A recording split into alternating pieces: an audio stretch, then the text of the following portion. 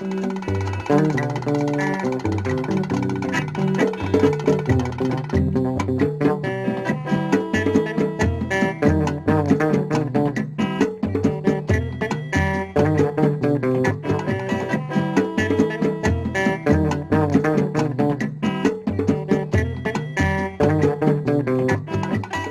bá mi dárúkọ yín fún àwọn ará ilé tó ń wò yín sà torí mi ti pè yín lórúkọ tèmi mọ̀ pé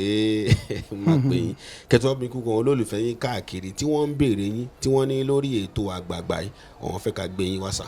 ẹ ṣeun sà. orúkọ mi ni Muritala Olowomojuore Olowomojuore tí gbogbo àwọn olólùfẹ́ eré orí ìtàgé àti sinimá tí wọ́n mọ̀ sí bàbá Gebu tàbí Kéǹgbé ọ̀rọ̀. ẹ ṣé bàbá mi bàbá nìyẹn o legendary ọlọ́wà àkùrẹ́ lẹ́nu bàbá ibi tá a máa yà á pọ̀ díẹ̀díẹ̀ gẹ́gẹ́ bí mo ṣe sọ fún yín ìtawá bá yín ń pẹ̀ wá dúpẹ́ pẹ̀ wà láyẹ̀ wà láyè àwọn míì wà tá a ti béèrè tó ti jọ́ lọ́hún pé dáàrin nǹkan gbà lọ́wọ́ mọ́ bó nǹkan tẹ̀yìn dẹ̀ ti gbé ṣó wúlò fọ́wọn tó ń bọ̀ lẹ́yìn náà sà so ibi tá a máa yà á tó méjì mẹ́ta sà ẹ ṣeun sà bàbá ọmọ bó gangan nìyí mo dẹ̀ fẹ́ orúkọ tẹ dẹ̀ sọ Olowomojuore yẹn mo fẹ́ kẹ́ bá mi sọ díẹ̀ orúkọ yẹn bó ṣe wáyé sà ọmọ bíi tẹ́jẹ́ bá mi sọ nǹkan orúkọ yín sà. ẹ ṣé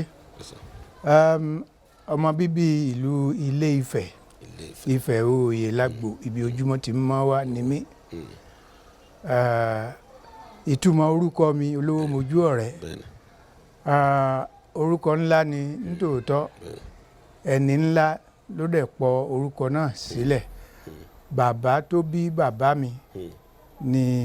ó ń jẹ́ orúkọ yẹn nígbà ayé ẹ̀ ó jẹ́ bọ̀rọ̀kìnní láàrin ìlú Ilé Ifẹ̀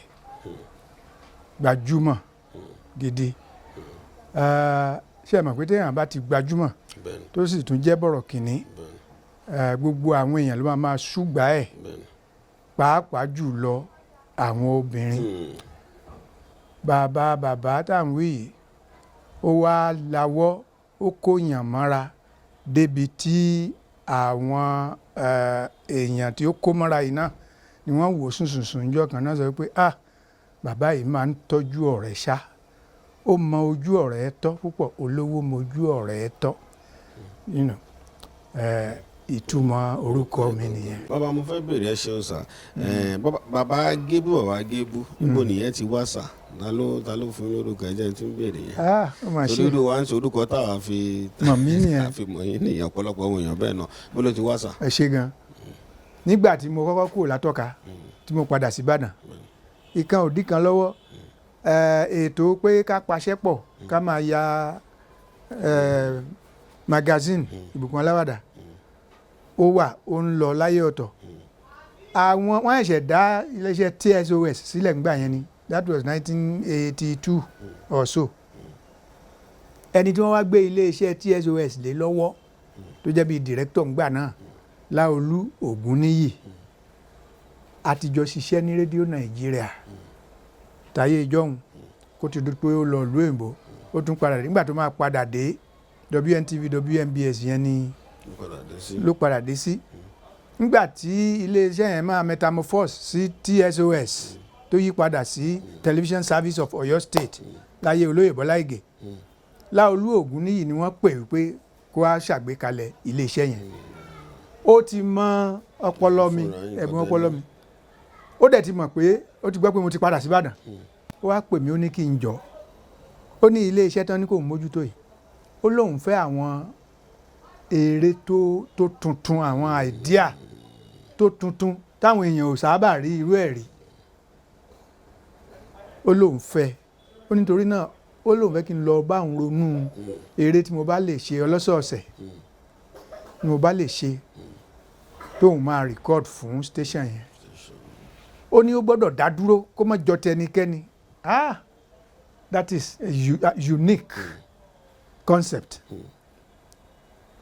Èmi náà bá lọ sùn mo ronú títí mo ronú wípé lọ́nà kínní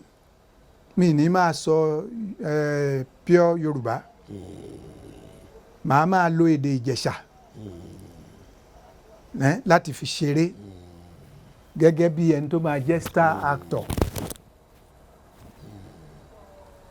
màá wá ìyàwó tóun náà gbọ́ èdè Ìjẹ̀ṣà. mo wá ronú pé kí la máa ṣe gan o. ìgbésí ayé aláya púpọ̀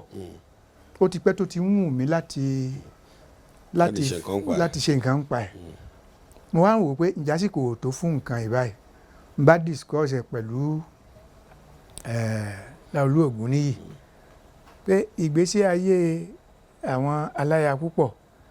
tá a bá ń kọ ìtàn lé lórí ńkọ́ ó ní telepathic communication ló ṣẹlẹ̀ yẹn o kéèyàn méjì máa ro nǹkan kan náà ní àkókò kan náà telepathic communication kán má ríra wọn. ó lóun fúnra lára òun ó ní eré tóun fúnra lára òun nífẹ̀ẹ́ sí idea tóun nífẹ̀ẹ́ sí láti develop ni. ó ní ṣùgbọ́n tó wà ń bẹ̀ ni pé òun ò fẹ́ ká máa bú àwọn aláya púpọ̀. ó lóun fẹ́ ká máa wá ọ̀nà bá a ṣe máa encourage polygamy. wọ́n sọ bẹ́ẹ̀. ó sọ bẹ́ẹ̀ pé ṣé bí nílẹ̀ Yorùbá ṣé bó ní nǹkan tí àwọn bàbá wa ń fi orí aya púpọ̀ tán kó jọ ṣé bó ní nǹkan tí wọ́n fi sùn. ebi bí for the positive lẹ́ni pé a gbọ́dọ̀ wá máa ronú for the positive yẹn. For the positive tó rẹ̀ pé orogún làwọn fẹ́ máa tribe lé lórí báwọn obìnrin ṣe máa ń ṣorogún yẹn nǹkan. mo ní mo gbọ́ mo ṣáà lọ bẹ̀rẹ̀ sí ṣàìsùn mo wá kọ episode ọlọ́sọ̀ọ̀sẹ̀ 13 àkọ́kọ́ mo gbé episode 13 yẹn mo gbé lé lọ́wọ́. ó kà inú ẹ̀ dùn ńgbà tí a máa ṣe rìhásà ẹ̀rín àrínsọ gbánù torí òun fúnra lára ẹ̀ máa attend rehearsals yẹn.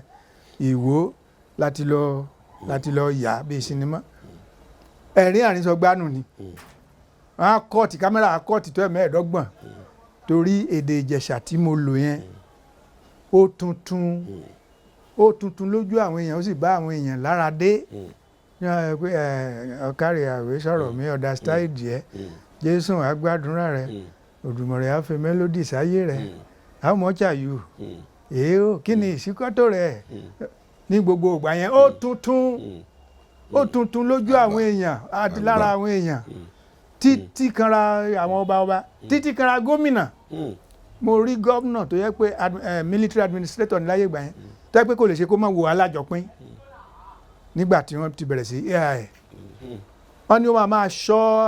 aago 6:30 kó lù ní kódà bá wà ní executive council meeting yóò find time pé aago 6:30 òun gbọ́dọ̀ wo program baba Gebu o. bí orúkọ baba Gebu ṣe jáde nìyẹn. ìbẹ̀lẹ̀ ti gbà ṣé ọ̀kan ló fún iná abẹ́ náà lẹ́mú jáde fúnra èmi ni mo mú jáde fúnra mi. baba Gebu ìyá Gebu ìyé Sẹ́yìndé Fóyèkẹ́ Àgbẹ̀dẹ Ọlálọ́mí Àmọ̀lé tí gbogbo èèyàn mọ̀ tó wà ní Fresh FM òun ló ń ṣe àgbẹ̀dẹ mi nígbà náà. òkìkí alájọpín kò wá síbi tí ó kàn dé o bí baba Gebu ṣe jáde nìyẹn.